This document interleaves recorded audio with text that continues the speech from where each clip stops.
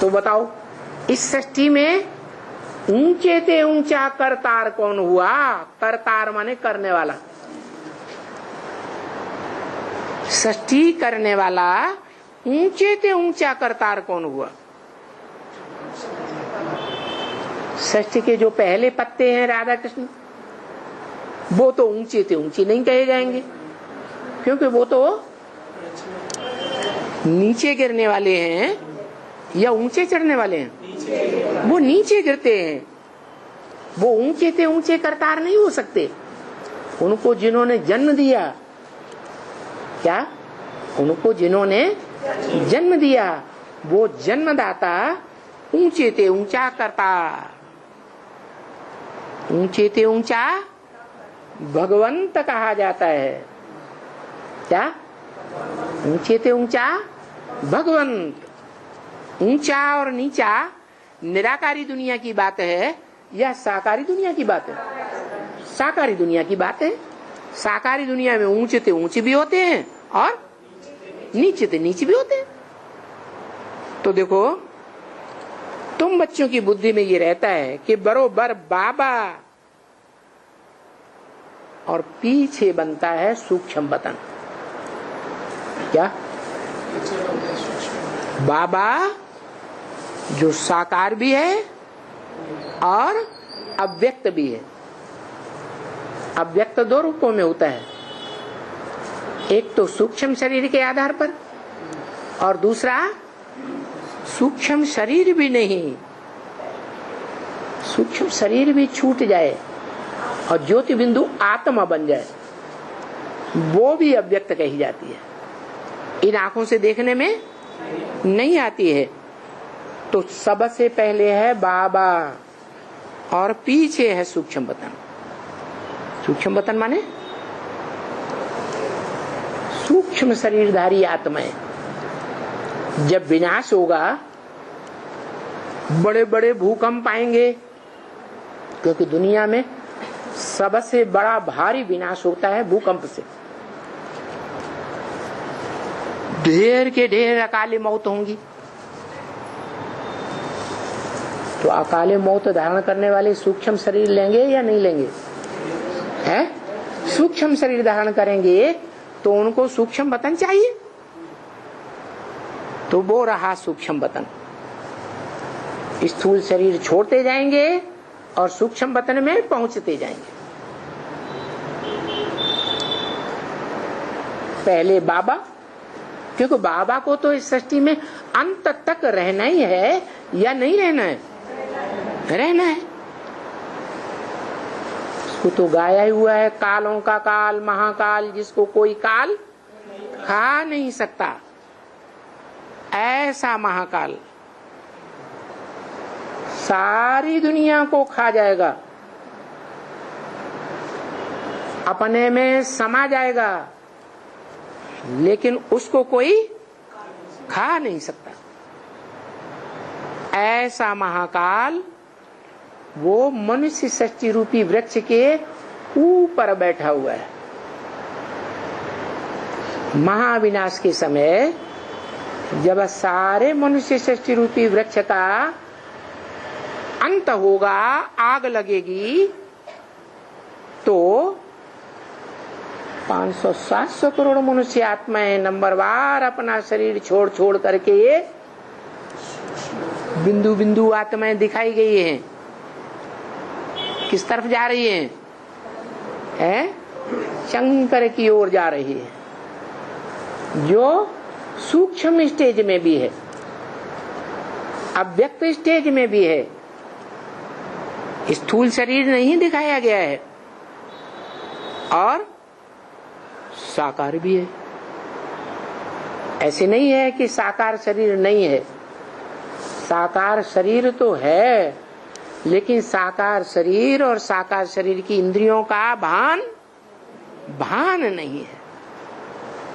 इसलिए लिंग रूप में दिखाया जाता है। मंदिरों में शिवलिंग के जो भी मंदिर बने हुए हैं, किस रूप में दिखाया गया? लिंग रूप में। लिंग साकार भी है, बड़ा रूप भी है, और उसमें ज्योति बिंदु निराकार है। तो निराकार आत्मा और साकार शरीर दोनों का मेल है, परंतु वो साकार शरीर इंद्रियों की याद में नहीं है, इंद्रियों की याद से परे है, देहभान से परे है। इसलिए बताया कि बाबा फिर हमको यहाँ बैठ करके सूर्यवंशी और चंद्रवंशी बनाया। क्या सारी मनुष्य आत्माएं सूक्ष्म वतनवासी हो गई, सूक्ष्म वतन से सूक्ष्म शरीर त्याग करके आत्मिक स्टेज धारण करेंगी, बिंदु बनेंगी, और बिंदु बनने के बाद मन मना भव, मेरे मन में समा जा। तो उस मन में ज्योति बिंदु है, उस ज्योति बिंदु में समा जाएंगे। नहीं तो क्या होता है, हर मनुष्य आत्मा के अंदर अलग अलग संकल्प हैं, एक ही संकल्प है, अलग अलग संकल्प, अलग अलग वाइब्रेशन है। जब सारी मनुष्य आत्माएं बिंदु में समा जाएंगी तो सबका संकल्प एक में तिरोहित हो गया, या अलग अलग संकल्प रहेंगे, है एक में तिरोहित हो गया। तो वो एक ही है जिसमें महाविनाश के समय सारी जड़ जंगम दुनिया, जड़ पृथ्वी जलवायु अग्नि जिनसे शरीर बनता है, और जंगम माना चैतन्य आत्माएं, पशु पक्षी प्राणी सबकी आत्माएं भी, और 5 तत्वों का शरीर भी उस एक ज्योति बिंदु में समा जाएगा। क्या एक में ही समा जाएंगे और एक में से ही वापस फिर नई सृष्टि में आएंगे। तो बोला बाबा फिर हमको यहाँ बैठ करके सूर्यवंशी और चंद्रवंशी बनाया, यहाँ मैंने इस सृष्टि में बैठ करके। क्या कहाँ ले जावेंगे, है? अरे पहले शांति धाम में ले जावेंगे, फिर सुखधाम में ले जावेंगे। सुखधाम में ले तब जाएगा जब खुद सुखधाम का वासी हो। खुद सुखधाम का वासी नहीं है तो सुखधाम में कैसे ले जाएगा? ले जाएगा, है? बाप मकान बनाता है, बच्चों को मकान देता है, तो खुद भी मकान में रहता है या नहीं रहता है? रहता है। तो बताया ये क्रम है कि बीज से ही सारा मनुष्य सृष्टि रूपी झाड़ निकलता है, और अंत में उसी बीज में सारा मनुष्य सृष्टि रूपी झाड़ समा जाता है। इसलिए गीता में लिखा है न अहम तेषु ते मैं, क्या मैं जो इस सृष्टि का बीज रूप हूं, मैं उन जड़ों में, तनों में, टहनियों में, पत्तों में, फूलों में, फलों में समाया हुआ नहीं हूं, लेकिन वो सब मेरे बीज के अंदर समाये हुए हैं। ऐसे गीता में भी लिखा हुआ है। इससे साबित होता है कि एक ही बीज से सारा मनुष्य सृष्टि रूपी संसार निकलता है और एक ही बीज में समा जाता है। अच्छा, फिर ब्रह्मा के मुख से जो मुरली आई है भगवान की, उसमें तो लिखा है कि तुम सब आत्माएं परम धाम की रहने वाली हो। कहाँ की रहने वाली हो? परम धाम की रहने वाली हो। परम धाम से इस सृष्टि पर आती हो, टाइम टू टाइम जन्म लेती हो, मनुष्य का जन्म लेती हो। महाविनाश के टाइम सभी मनुष्य आत्माएं अपना शरीर छोड़ करके कहाँ जाएंगी? परमधाम वापस जाएंगे। तो ये बीच में मनुष्य सृष्टि के झाड़ के ऊपर ये जो बैठा हुआ है, ये क्यों दिखा दिया कि इसमें समा जाती है? तो बोला है तुम बच्चे परमधाम को भी सृष्टि पर उतार लेंगे। क्या बोला? तुम बच्चे परमधाम को भी इस सृष्टि पर उतार लेंगे। इसका मतलब जो उतारने वाले बच्चे हैं उनमें अव्वल नंबर कोई बच्चा होगा या नहीं होगा? जो होगा वो पहले पहले परमधाम को इस सृष्टि पर अपने अंदर समाएगा। जो ऊंचे से ऊंचा धाम कहा जाता है। इसीलिए मुरली में बोला भगवान बाप ने ब्रह्मा के द्वारा अपने घर को याद करो, बाप को याद करो और स्वर्ग को याद करो। अब बताओ तीन तीन को याद करें कि एक एक को याद करें? क्यों? ये तो तीन बातें हो गई।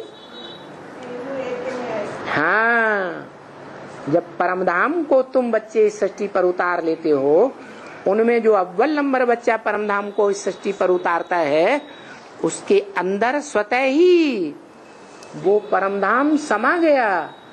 उस परमधाम में जहां से सारी मनुष्य आत्माएं निकलती हैं, जैसे वसुधैव कुटुंबकम कहा जाता है।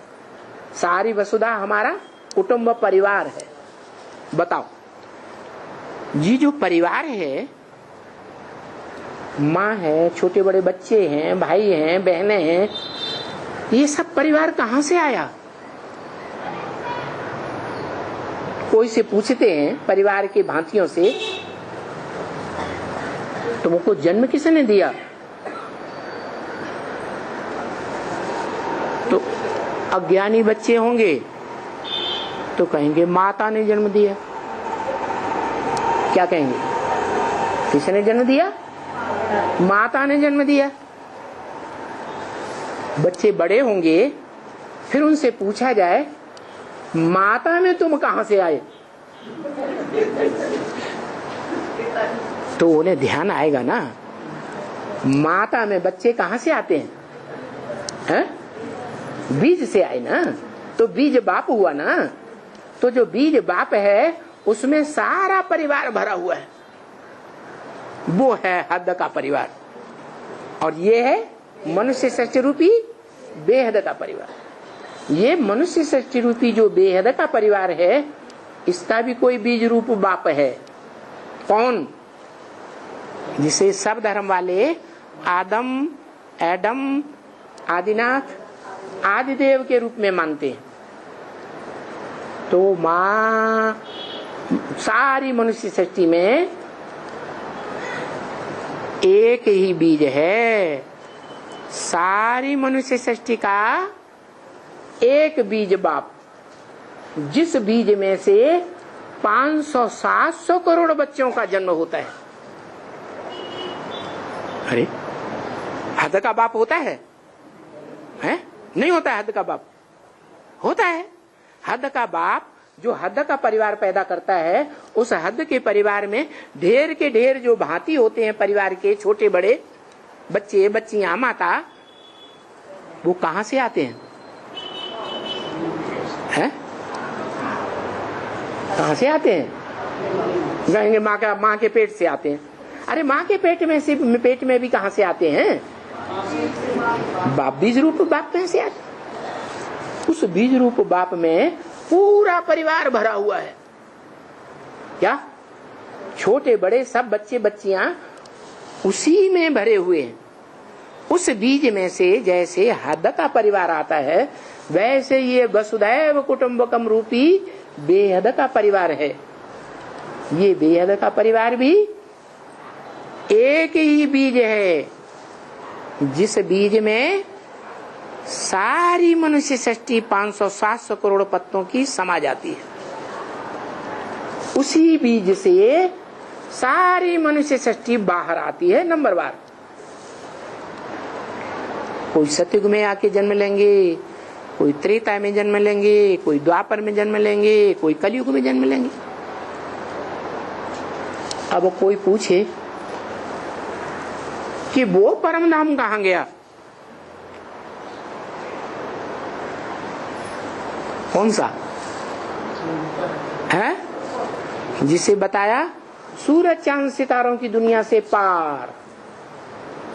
और गीता में भी लिखा हुआ है, न तद भाषयते सूर्य न शशांको न पावक है यद गत्वा न निवर्तन्ते तद धाम परमम् मम। कौन सा परम धाम मेरा है? जहाँ न सूर्य का प्रकाश पहुंचता, न चंद्रमा का प्रकाश पहुंचता, न सितारों का प्रकाश पहुंचता, वो मेरा परम धाम है जहां का मैं रहने वाला हूं।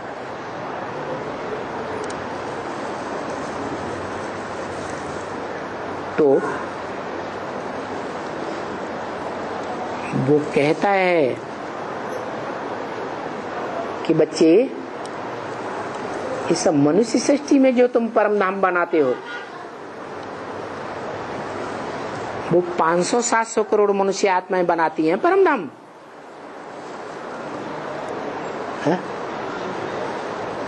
कि थोड़ी सी आत्माएं जो आत्मिक स्टेज में इकट्ठी होकर रहती हैं वो बनाती हैं। परम धाम में तो आत्मिक स्टेज में रहेंगी ना, बिंदु की स्टेज में रहेंगी ना। लेकिन इस साकार सृष्टि में जो परम धाम बनेगा, वहां कितने बच्चे होंगे जो आत्मिक स्टेज में होंगे? 4.5 लाख होंगे। तो 4.5 लाख जो बीज हैं सारी मनुष्य सृष्टि के, उनमें 500-700 करोड़ समाये हुए हैं। क्या कहा? 4.5 लाख में सारी दुनिया की जो भी मनुष्य आत्माएं हैं वो सब उसमें समाई हुई है। 4.5 लाख। तो जो 4.5 लाख हैं वो पहले पहले मनमना भव बनेंगे या 500-700 करोड़ पहले मनमना भव बनेंगे? 4.5 लाख पहले पहले मनमना भव बनेंगे। जो 4.5 लाख पहले पहले मनमना भव बनेंगे, वो आत्माएं निराकारी स्टेज में आ जाएंगी या नहीं? मनमना भव हो जाएंगी या नहीं? बाप के मन बुद्धि रूपी आत्मा ज्योति बिंदु में समा जाएंगी या नहीं? जो बाप का संकल्प, सो सब बच्चों का एक ही संकल्प हो जाएगा या नहीं? हो जाए। इसीलिए शास्त्रों में ये बात आई है क्या कि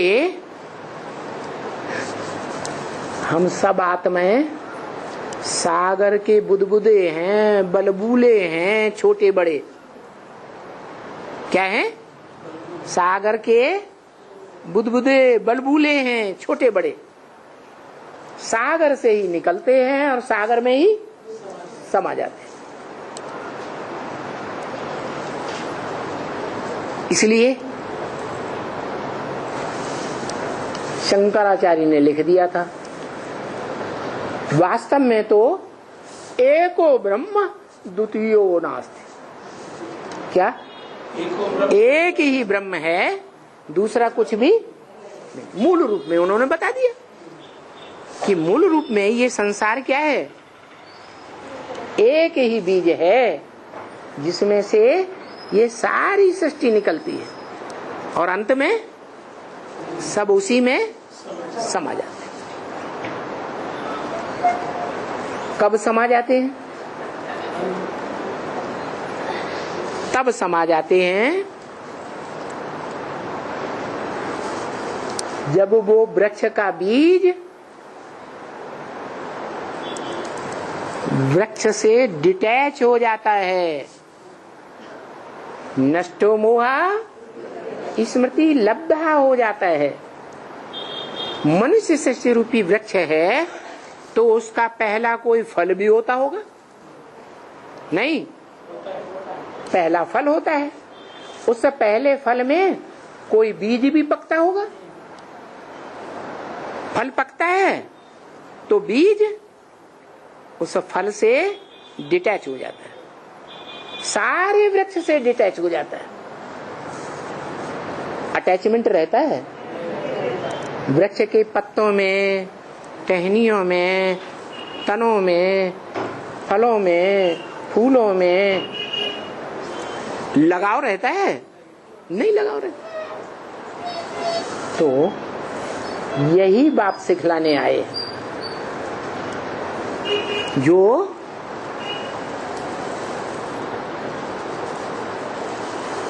धन का अखूट भंडार बाप है, ज्ञान धन का। क्या ज्ञान धन, क्या ज्ञान सिखलाने आए हैं? नष्टो मोहा स्मृति लब्धा कैसे बना जाए, इस सारी दुनिया से मोह नष्ट हो जाए, अपनी देह से मोह नष्ट हो जाए, देह के पदार्थों से मोह नष्ट हो जाए, और देह के संबंधियों से, देह के संपर्कियों से भी मोह नष्ट हो जाए। कैसे नष्ट होगा? वो भी गीता में लिख दिया, संगात संजायते कामा। क्या? संग करने से कामना उत्पन्न होती है, इच्छा उत्पन्न होती है। कोई का संग करेंगे लगातार, लगातार उसके साथ रहेंगे तो कामना पैदा हो जाएगी। बुद्धि से संग नहीं करेंगे तो कामना पैदा नहीं होगी। तो क्या करें? जो कामना है, इच्छा है, वो इच्छा ही इच्छा मात्रम अविद्या हो जाए। है? क्या करें? सन्यासियों ने तो सिखाया कि परिवार से दूर हो जाओ, देह के संबंधियों से दूर हो जाओ, घर मकान जमीन जायदाद छोड़ करके जंगल में चले जाओ। चले गए, चले तो गए, लेकिन फिर होता क्या है?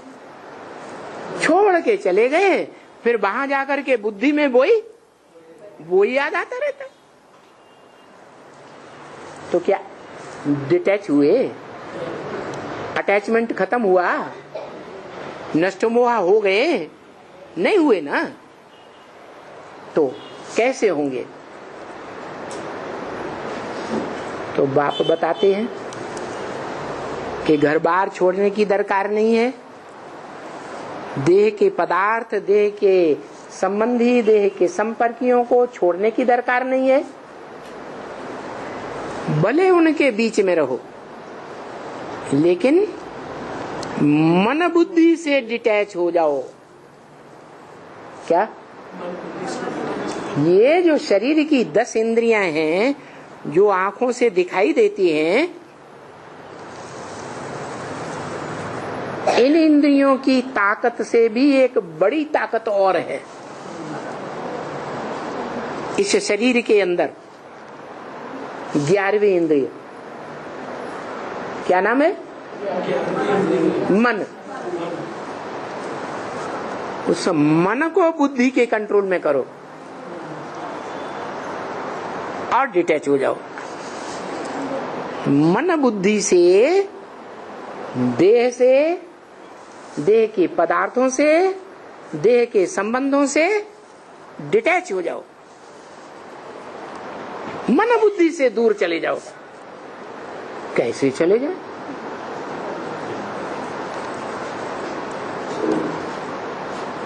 तो बताया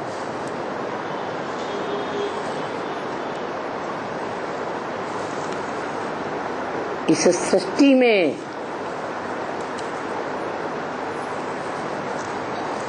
ज्ञान के आधार पर इतना तो जान सकते हो कि तुम वास्तव में क्या हो।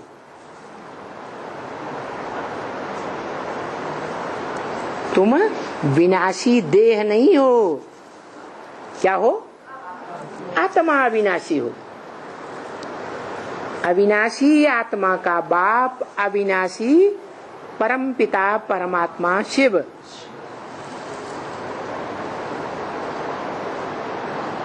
लेकिन वो परम पिता परमात्मा शिव जन्म मरण के चक्र से न्यारा है, और हम आत्मा जन्म मरण के चक्र में आने वाली है। इसलिए हम सब भूल जाते हैं।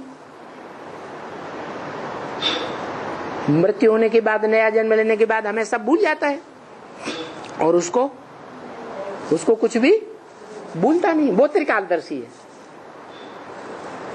और हम तीनों काल के ज्ञाता नहीं है। तो वो आकर के बताता है कि तुम भी अपन को आत्मा समझो, पक्की प्रैक्टिस करो।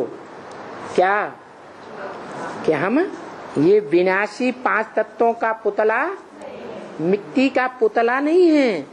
हम तो अविनाशी आत्मा हैं, और अविनाशी आत्मिक स्मृति में टिको। इस स्मृति में टिकने से तुम्हें बाप आत्माओं का सहज सहज याद आएगा। जो आत्माओं का बाप त्रिकालदर्शी है। कैसा है? त्रिकालदर्शी। तो अपनी मन बुद्धि रूपी आत्मा से उस त्रिकालदर्शी बाप को याद करेंगे, उसका संग करेंगे, तो क्या होगा? तुम भी त्रिकालदर्शी बन जाएंगे। तुम्हारी आत्मा में भी तीनों काल में तुमने जो भी जन्म लिए हैं उनकी स्मृति तुम्हें आ जाएगी। उनमें भी जो पहला पहला तुम्हारा जन्म है, श्रेष्ठ जन्म, 84 जन्मों में से पहला श्रेष्ठ जन्म, उसकी जब स्मृति आ जाएगी तो उसका बाप कौन है वो भी याद आएगा। तो पहले जन्म की जब स्मृति आएगी तो पहले जन्म की स्मृति में हम साकार मनुष्य होंगे, साकार देवता होंगे, या निराकार आकार होंगे? साकार देव आत्मा होंगे। साकार देव आत्माओं को जन्म देने वाला भी साकार होगा या निराकार होगा? साकार होगा। उसको पहचानेंगे। क्या? उसको पहचानेंगे तो उसके संपन्न रूप को भी जान जाएंगे। ये आखिरी स्टेज है पहचानने की, जिसके लिए बाप मुरलियों में 80 साल से कहते आए। क्या? पहले बाप का परिचय दो, पहले बाप का परिचय दो। अरे ब्रह्मा बाबा खुद बाप को नहीं पहचान पाए तो ब्रह्मा कुमारियों को कहां से परिचय देंगे? और ब्रह्मा कुमारियां जो खुद ही अपने बाप को नहीं जानती, देह के बाप ब्रह्मा को ही सब कुछ मान बैठी, भगवान जान बैठी, फिर बाप का परिचय कैसे देंगे? भले प्रदर्शनी करते हैं, मेले मलाखड़े करते हैं, कॉन्फ्रेंस करते हैं, तो 32 किरणों वाला चित्र पहले लगा देते हैं, हम बाप का परिचय देते हैं। उनसे पूछो, जिसको तुम 32 गुणों वाला भगवान बाप कहते हो, वो भगवान निराकार निर्गुण है या साकार है? वो तो निराकार निर्गुण है। जो साकार होता है उसमें गुण भी होते हैं, उसमें अवगुण भी होते हैं। साकार जब सत्व प्रधान होता है तो गुण ही गुण, और जब तमो प्रधान बनता है तो अवगुण ही अवगुण हो जाता है। उसमें जो कभी साकार बनता ही नहीं, उसमें न गुण होते हैं न अवगुण होते हैं। तो कोई कहे कि ब्रह्मा कुमारियां जो 32 गुण दिखाती हैं वो किसके गुण हैं? हाँ, इस सृष्टि पर योग बल के आधार पर जो मनुष्य आत्मा पहले पहले बाप समान बनती है, बाप है भगवान एक, तो भगवान की रचना भी भगवान भगवती होगी या देवी देवता होंगे? भगवान खुद भगवान है तो उसकी रचना भी भगवान भगवती है। जो भगवान भगवती बनते हैं उनमें ही गुण दिखाए गए, उनमें भी एक है जिसमें वो 32 गुण समाये हुए हैं। वो 32 गुण देवताओं के गुण नहीं है। क्या? देवताओं के गुण है सर्वगुण संपन्न, 16 कला संपूर्ण, संपूर्ण हिंसक, मर्यादा पुरुषोत्तम। भगवान सर्वगुण संपन्न बन जाए तो ये अवगुणों से भरी पूरी 500-700 करोड़ की सृष्टि, इसका मुकाबला कौन करेगा? सामना कौन करेगा? इसका विनाश कौन करेगा? कोई करेगा? देवताएं इसका विनाश करेंगे? नहीं कर सकते। तो वो सर्वगुण संपन्न नहीं बनता, वो 16 कला संपूर्ण नहीं बनता, वो कलातीत है। सूर्य कलातीत है या 16 कला संपूर्ण है? वो कलाओं से परे है।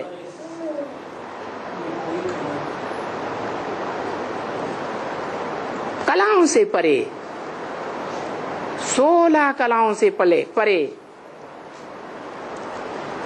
कलातीत कल्याण कल्पांतकारी, सारे कल्प का अंत करने वाला है। जो अंत है, दुनिया का कोई भी बड़े से बड़ा मनुष्यात्मा, धर्मात्मा, धर्म पिता कर ही नहीं सका। पुरानेपन का विनाश कोई ने नहीं किया।